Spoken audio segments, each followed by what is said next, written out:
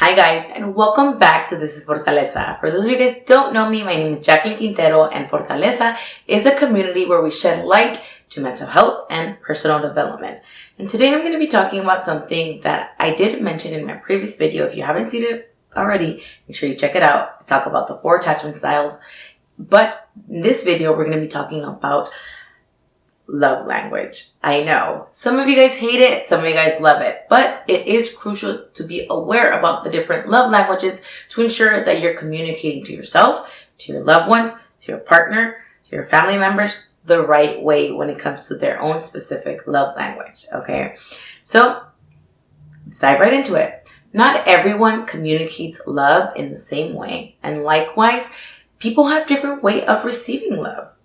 And today, this is a concept that was first acknowledged by Gary Chapman. He does have a phenomenal book that talks about the love languages. I'm going to link it down below. But he basically talks about 5 different love languages that we see today in society. So again, I'm going to be talking about how each of these 5 look and which one resonates with me the most and how it affects relationships. I am going to be a little vulnerable. I'm not going to share everything with you guys, but I am going to share a little bit about my previous history in my relationship and how attachment styles and love languages took a toll into my relationship. Okay, so let's dive right into it. Words of affirmation. Words of affirmation is pretty straightforward. It literally means when someone you feel love by validation in meaningful words, genuine, meaningful words. For examples of words of affirmations would be, I appreciate you, I love you, I care about you, I acknowledge you. Those are just different ways on how words of affirmations show up in life. Okay. The second love language that I'm going to be talking about is physical touch. So this does not necessarily mean sex. People sometimes think, oh, it's about sex. No, it's definitely not about that. When it comes to physical touch, we emphasize on hugs, on cuddling, on holding hands, and so forth. Their physical presence is a lot more meaningful to them, just them being present. And that would be the second one. The third one that I'm going to be talking about is quality time. And this is when someone loves when you basically value full and undivided attention. In order to become an expert in quality time, you have to learn how to listen. You're gonna have to make better eye contact with your partner. You're gonna spend more time with them. A lot of the times, this will look like turning off your phones for dinner or turning off electronics and literally just being present with your partner. An important thing about quality time is don't assume what you think your spouse or your partner or whoever it is gonna like a certain thing or another thing. Just ask them. It literally is that simple. Ask what kind of quality time they would like to spend. Okay. Next love language that I would like to talk about is receiving gifts. And it's important to show to your loved ones how much you appreciate them. And a lot of the times people will confuse receiving gifts with an expensive, luxurious gift. It's not about the cost, it's about the thought. Okay? So people who like gifts, it can be something small where it's like, oh my God, look, I found a rose. Like, it reminded me of my garden, like how beautiful you've bloomed, whatever. Or it could be something nice where it's like, hey, I know you really like this football team. Guess what? I got season tickets for you. That's how an example of receiving gifts will be a love language.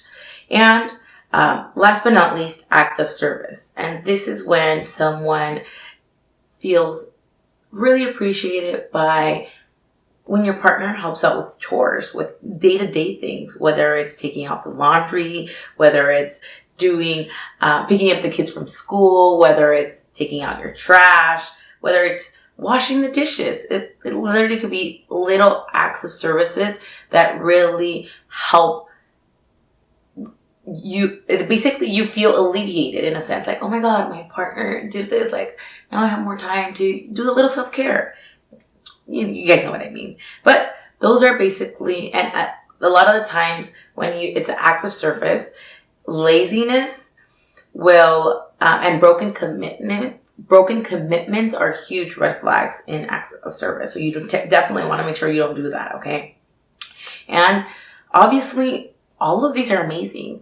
We all want to receive gifts. We all want to hear words of affirmations. We all want to some acts of services in our life. But guess what?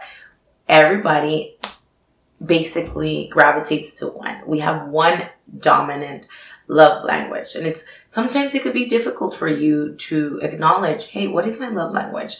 They have 1,000 of quizzes online that you can take that are, pretty straightforward. But another helpful tip that can help you acknowledge what your love language is examine your childhood. How did your parents express their love to you? A lot of the times, the way your parents translate and express their love to you will be translated into what's important to you, and you can define what love language is yours. Another way that can help you distinguish what your love language is, ask yourself, how do I express love? And just trust your instinct and be honest with you, because how you express it, a lot of times you want to get it received in that same way. Okay. And another way that you can also find what your love language is ask yourself, how have I been hurt in the past? A lot of the times, our most hurtful and painful situations come from, neglecting my acts of service or lack of gifts or no gestures. So just those are a couple of ways that can help you distinguish what your love language is. And again, it's very important and very crucial to identify your own language to ensure that you have a healthy relationship with your partner, because you want to ensure that you are properly communicating your partner's love language as well. My love language might be different from my partner's, and I might be, giving and giving and giving gifts when their love language might be affirmations. So it's very important, very crucial for you to acknowledge your own and also your spouse's or your partner's love language to ensure you guys have a healthy, happy relationship. And like I said in my previous video, love language comes hand in hand with attachment style. Why? Because a lot of the time, for example, somebody who has an anxiety attachment style will most likely not express acts of services. Or if you have an avoidant style, most likely you will not express words of affirmations because you don't like to talk about feelings. You don't like to talk about all that gushy, mushy stuff.